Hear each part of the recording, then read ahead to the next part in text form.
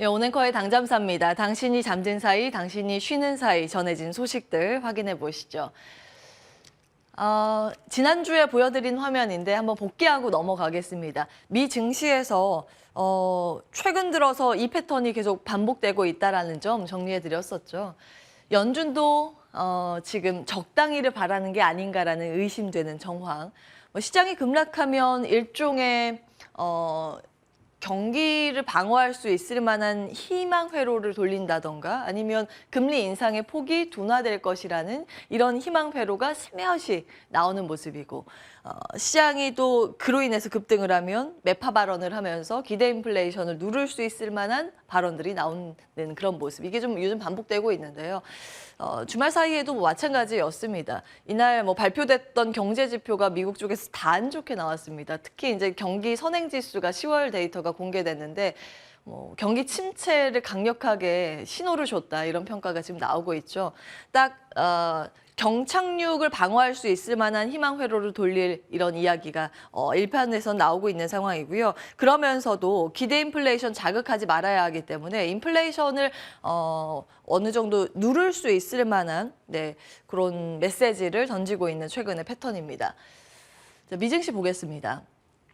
콜린스 연은 총재가 이런 이야기를 했죠. 지금 75bp 이 카드 여전히 테이블 위에 놓여 있다. 그동안 좀 생각해 보세요. 한 75bp가 연속적으로 발표되고 이번에 12월에 만약에 발표되면 한 50bp 나오지 않을까. 75bp는 이제 끝나는 게 아닌가. 그동안 시장에 돌았었던 이제 희망 회로인데 거기에 이제 찬물을 끼얹는 발언이었습니다. 그러면서 시장이 장중에 좀 덜컹거리는 모습을 보였고요. 금리의 이 민감한 부분은 달러와 국채 금리의 흐름이겠죠. 같이 이런 것들이 올라가면서 여기에 가장 취약한 기술주의 약세가 두드러졌습니다. 3대 지수 가운데 코스닥 지수의 상승률이 가장 적은 이유이기도 합니다.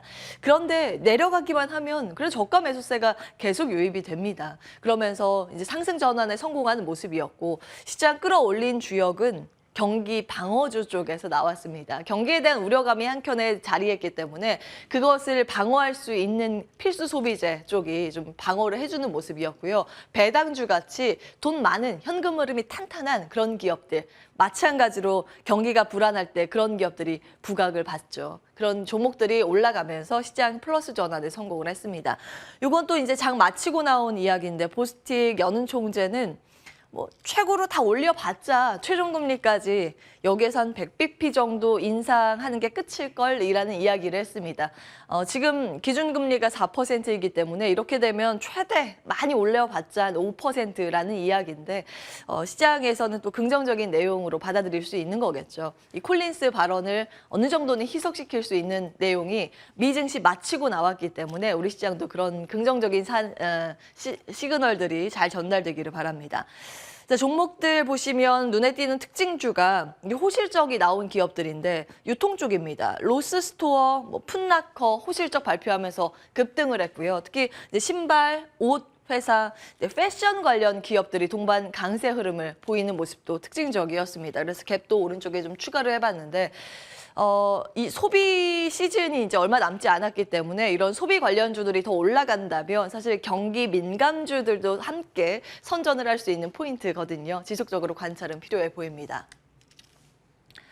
히트맵 보시면 앞서 이제 말씀드린 금리의 가장 민감한 쪽, 성장주들은 부침이 좀 있었습니다. 근데 전체적으로 봤을 때는 살짝의 플러스 마감에 성공하는 모습이었습니다. 몇몇 기업들이 힘을 못 써서 이렇게 보였는데 보면 에너지 정도만 하락을 했고 섹터 업종별로 봤을 때는 모든 나머지 섹터는 상승세를 시현했습니다.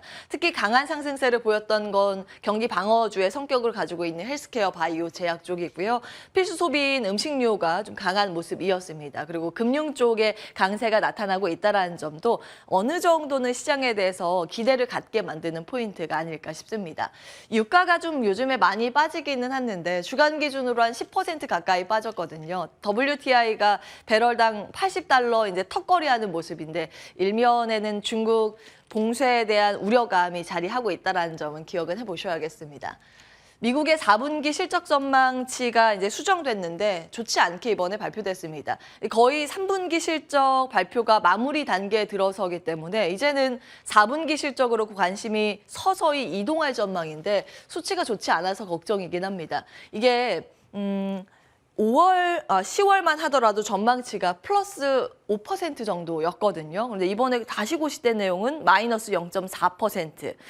2021년 2분기를 고점으로 해서 이 성장률 기준으로 점점점 둔화되는 추세를 나타내다가 이제 다음 4분기가 되면 역성장에 들어갈 거라는 이런 우려감인데요. 유틸리티나 필수 소비재, 금융, 테크, 헬스케어 이런 쪽에서 마이너스 성장률이 나올 것이라는 관측이 나오고 있습니다. 점검이 필요해 보이고 그 안에 에너지나 산업재, 부동산, 리츠는 여전히 강력한 플러스 성장을 이어갈 것이라는 이야기가 나오고 있습니다. 이게 계속 이제 물가와 연관돼 있는 섹터이기 때문에 이게 너무 또 성장세가 가파르다고 하면 사실 물가 자극을 할 수 있을 만한 포인트이기 때문에 시장 전체로 놓고 보면 긍정적인 재료는 아닙니다. 그러나 이런 우려를 상쇄할 수 있을 만한 재료가 나온다면 이곳에서 나오지 않을까라는 기대감은 있습니다. 한 곳은 미국의 금리 인상 중단 시점 앞으로 이제 논의되지 않을까라는 포인트와 함께 중국인데요. 중국 재개방이 나오지 않을까 이런 계속 기대감이 외신을 통해서 전해지고 있지 않습니까? 관련된 기사가 나와 있어서 정리를 해보고자 합니다. 주말 사이에 블룸버그 통신에서 이런 보도를 했습니다.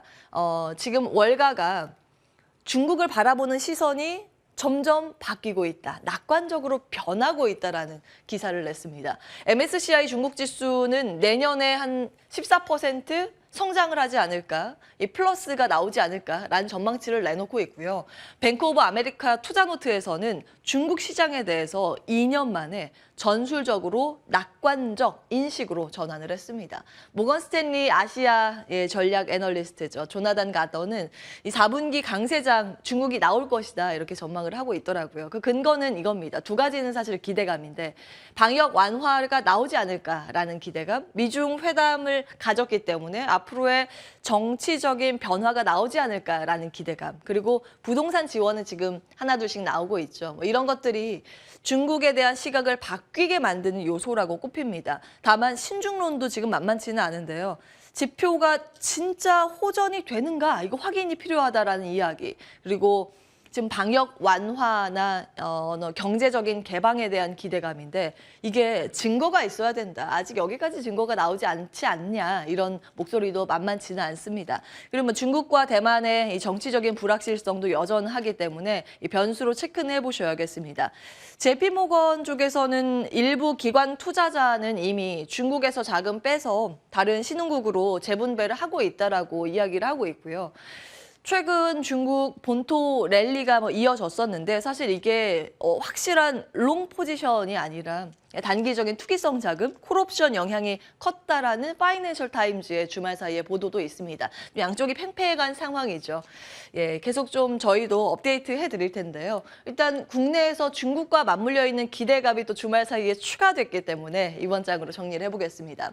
사드 한한령 6년이 지났는데 이번에 처음으로 중국의 OTT 플랫폼에서요. 한국 영화 서비스가 나왔다는 소식입니다.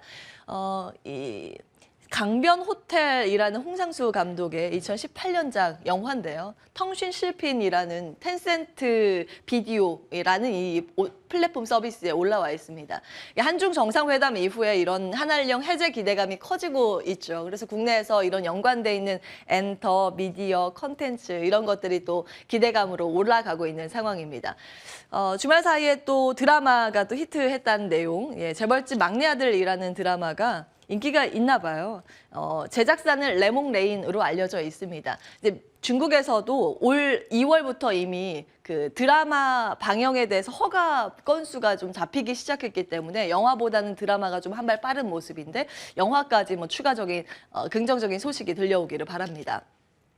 중국과 맞물려 있는 소비라고 하면 대표적으로 카지노 업종이 있죠. 이건 한 열흘 전에 보도된 내용이긴 한데 예, 카지노 쪽에 흑자 전환이 나오고 있기 때문에 한 번 더 체크를 해보시라고 정리는 해봤습니다. GKL이 이번에 흑자 전환에 성공을 했고요. 파라다이스하고 강원랜드 이익의 상승률이 굉장히 큽니다.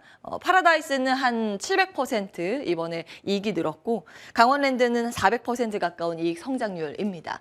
소비가 어느 쪽으로 몰리고 어느 쪽이 더욱더 살아날지 여부 지속적으로 관찰이 필요해 보입니다. 자, 마지막으로 주요 일정 체크를 해볼 텐데요.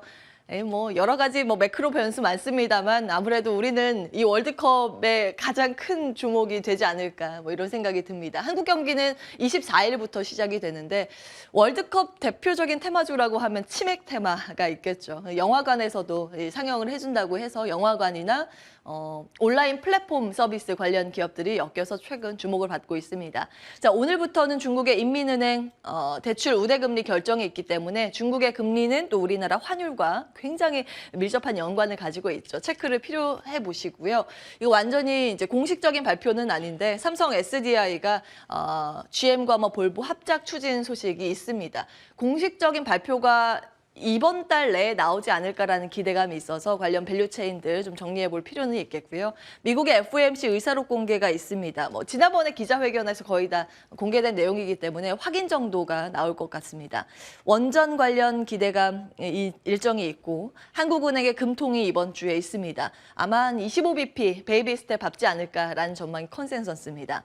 그리고 일회용품 사용 규제 강화 시행이 24일부터 들어갑니다. 식당이나 카페 같은 경우가 여기에 해당이 되는데 1년간 계도 기간이 있습니다만 관련 테마주가 또 국내에 좀 많이 있기 때문에 점검 필요해 보이고요. 자, 이번 주 후반으로 가면 소비에 대한 기대감, 이게 좀 진짜 과거처럼 나올 수 있을지 고민은 됩니다만 블랙 프라이데이 앞두고 있습니다. 그리고 미국의 추수감사절 휴장이고 그 다음 날은 블랙 프라이데이 영향으로 조기 폐장이 있기 때문에 미증시 보시는 분들은 감안하시면서 체크해 보셔야겠습니다. 오냉커의 당잠사였습니다.